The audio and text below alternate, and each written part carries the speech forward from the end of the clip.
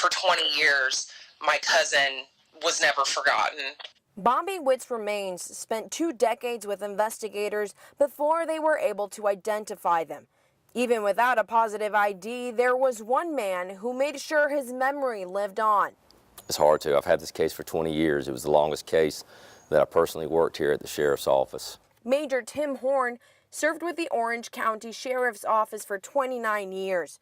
He didn't retire until the day after Bobby's remains were ID'd. It means everything to us. He is now and will always be a member of our family.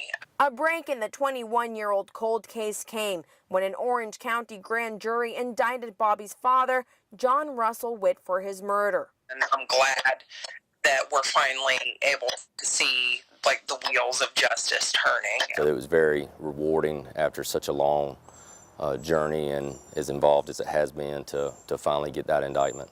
3 months into his retirement, Horne will travel to Mount Orab, Ohio to reunite Bobby's remains with the remains of his late mother. While he's there, Horne will also meet with Bobby's family. It's just the final lap in this long race, you know, and I've had the case for 20 plus years. There's no way I was not going to take it back to the family at this point.